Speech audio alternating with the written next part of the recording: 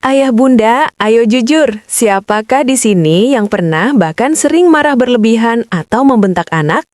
Jika itu adalah kita, tolong dengarkan baik-baik atau ayah bunda akan menyesal. Bayangkan wajah mungil itu yang setiap malam kita cium saat mereka terlelap. Yang semestinya kita adalah pelindung bagi anak, kita malah bisa jadi penghancur masa depan anak. Sadarkah kita, suara kita yang menggelegar bukan sedang mendidik, tapi sedang meruntuhkan bangunan harga diri yang sedang mereka susun. Berbagai dampak fatal akan menimpa anak bila kita tidak segera menghentikan kebiasaan buruk yang satu ini. Tolong jangan pernah menormalisasi bentakan agar anak nurut. Itu bukan kepatuhan, itu adalah ketakutan yang membeku. Ada dampak yang sangat besar menanti anak di kemudian hari. Luka permanen yang mungkin tak akan pernah bisa sembuh hanya dengan kata maaf saat mereka dewasa nanti. Sebelum kita melangkah lebih jauh, mari kita saling menguatkan. Dukung channel Bijak Anak ini dengan klik like, comment, subscribe, dan share ya, agar pesan ini sampai ke jutaan orang tua lainnya. Nyalakan juga lonceng notifikasinya, agar tidak ketinggalan tips-tips terbaru untuk membersamai pertumbuhan anak menuju remaja dewasa yang penuh cinta tanpa luka. Mari kita selamatkan masa depan anak-anak kita mulai dari detik ini juga. Ayah bunda, apa sih yang sebenarnya terjadi di balik pintu rumah kita? Membentak mungkin menghentikan kenakalan anak dalam 1 detik, tapi ini menghancurkan masa depannya dalam jangka panjang. Kita sering beralasan demi kebaikan, tapi luka yang kita goreskan pada sistem saraf mereka adalah nyata. Pertama, anak menjadi penakut dan tidak percaya diri. Bayangkan, rumah yang seharusnya menjadi markas besar tempat mereka merasa paling aman, justru menjadi tempat yang paling mengancam. Saat suara kita menggelegar, hormon stres kortisol membanjiri otak mereka. Hasilnya, rasa percaya diri mereka luluh lantak. Mereka kehilangan keberanian untuk mencoba, takut mengambil keputusan, dan selalu merasa dirinya salah. Anak yang sering dibentak akan tumbuh dengan keyakinan bahwa suara mereka tidak berharga.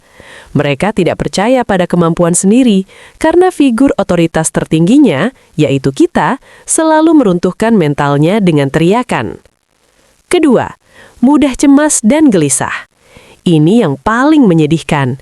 Anak-anak ini hidup dalam kondisi hypervigilance, waspada tingkat tinggi yang melelahkan.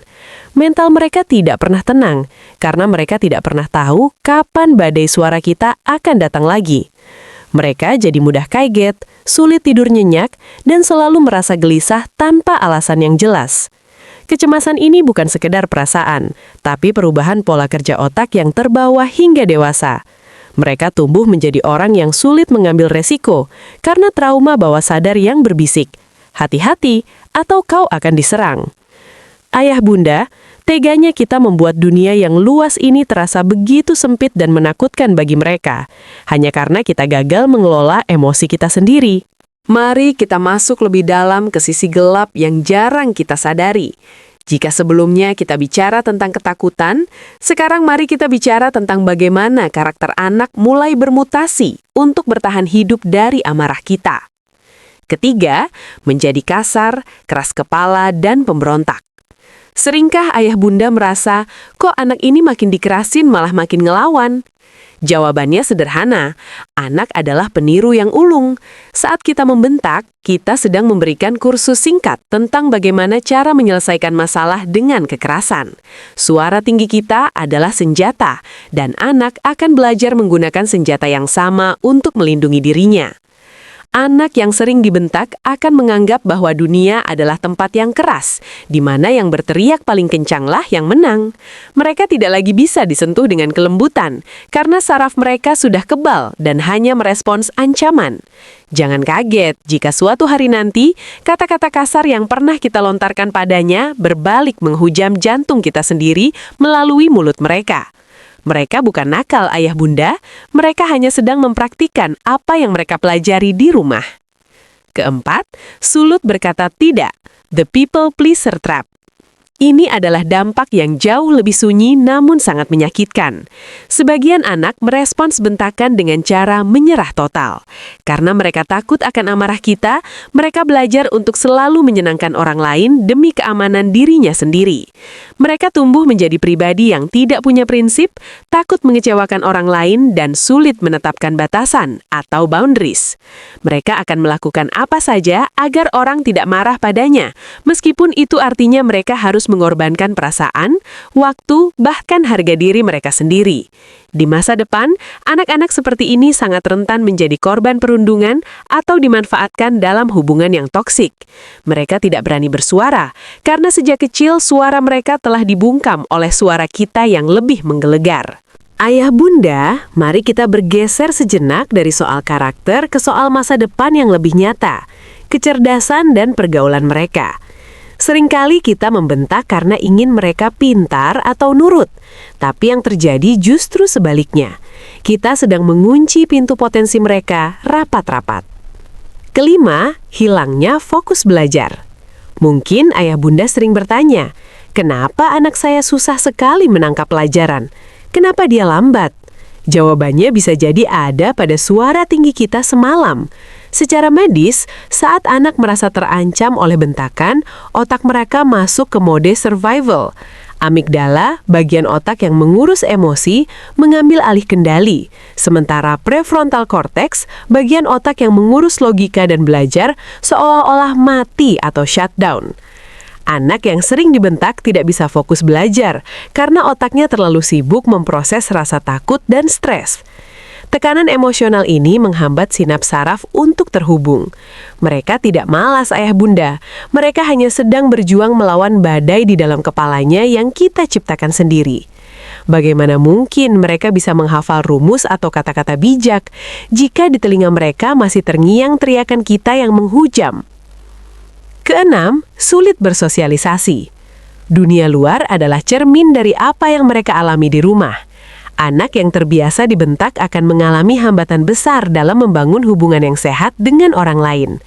Ada dua kemungkinan, mereka menjadi sangat menarik diri karena takut salah bicara, atau mereka justru menjadi anak yang dominan dan suka merundung temannya, karena itulah satu-satunya cara berkomunikasi yang mereka tahu. Mereka kehilangan kemampuan untuk berempati, karena mereka sendiri jarang mendapatkan empati. Mereka tumbuh menjadi pribadi yang canggung, sulit percaya pada orang lain, dan selalu curiga bahwa setiap orang akan menyerang mereka. Ayah bunda, bayangkan betapa kesepiannya mereka di masa depan saat mereka ingin menjalin persahabatan atau cinta, namun terhalang oleh tembok trauma yang kita bangun bata demi bata dengan setiap bentakan kita. Ayah bunda, kita sampai pada titik yang paling menyakitkan dari semua dampak yang ada. Jika luka fisik bisa sembuh dalam hitungan hari, luka karena bentakan seringkali tersimpan rapat di bawah sadar, menunggu waktu untuk meledak. Ketujuh, gangguan mental jangka panjang. Bentakan yang terus-menerus bukan sekadar suara keras. Itu adalah hantaman pada struktur psikologis anak. Berbagai masalah kesehatan mental tidak akan muncul besok pagi, tapi mereka sedang menabung untuk masa depan yang kelam. Anak-anak yang tumbuh dalam lingkungan penuh bentakan memiliki risiko jauh lebih tinggi mengalami depresi, gangguan kecemasan atau anxiety, hingga trauma mendalam yang sulit diurai. Bayangkan, saat mereka seharusnya menikmati masa muda dengan penuh warna, mereka justru harus menghabiskan energi dan biaya besar hanya untuk menyembuhkan luka masa kecil yang kita goreskan. Suara kita yang menghakimi akan berubah menjadi suara batin mereka sendiri, suara yang selalu membisikkan bahwa mereka tidak cukup baik, tidak layak dicintai, dan selalu gagal. Dampaknya akan terlihat di masa depan, dalam pekerjaan yang stagnan karena ketakupan, dalam pernikahan yang toksik karena mereka tidak tahu bagaimana mencintai tanpa kekerasan, atau bahkan berujung pada keinginan untuk menyakiti diri sendiri karena merasa hampa. Ayah bunda, jangan sampai anak kita harus berobat seumur hidup hanya karena kita gagal mengendalikan emosi selama beberapa menit di rumah. Masa depan mereka adalah taruhannya, dan kesehatan mental mereka adalah harta yang paling mahal yang sedang kita pertaruhkan hari ini. Ayah bunda yang hebat, video ini bukan dibuat untuk menyalahkan, apalagi menghakimi. Saya tahu, menjadi orang tua adalah tugas terberat di dunia. Ada kalanya kita lelah, stres, dan tak sengaja meledak. Namun, mencintai anak berarti berani berkaca pada kesalahan kita sendiri. Kesimpulannya jelas, setiap bentakan kita adalah satu goresan luka di mental mereka. Tapi kabar baiknya, tidak ada kata terlambat untuk memulainya kembali. Segera ubah cara mendidik anak menjadi lebih baik dan benar. Jadilah pelukan yang mereka cari saat dunia terasa keras, bukan justru menjadi badai yang membuat mereka ketakutan di rumah sendiri. Berubahlah sekarang, agar mereka tumbuh sesuai harapan kita, menjadi pribadi yang utuh dan tangguh, bukan jiwa yang hancur dan penuh luka mental. Mari kita tundukkan kepala sejenak. Ya Tuhan, lembutkanlah lisan dan hati kami. Karuniakanlah kami kesabaran seluas samudra, agar kami mampu membimbing amanah-Mu dengan penuh cinta bukan murka. Jadikanlah anak-anak kami penyejuk mata dan kebanggaan di masa depan, yang tumbuh sehat jiwanya karena kasih sayang kami. Ayah Bunda, jangan menyerah. Setiap langkah kecil Anda untuk menahan amarah hari ini adalah keputusan tepat bagi kebahagiaan bagi mereka selamanya. Tetaplah menjadi orang tua yang belajar, karena anak yang bahagia lahir dari orang tua yang mau berbenah. Sampai jumpa di perjalanan cinta selanjutnya. Tetap dukung channel Bijak Anak ini ya, Ayah Bunda.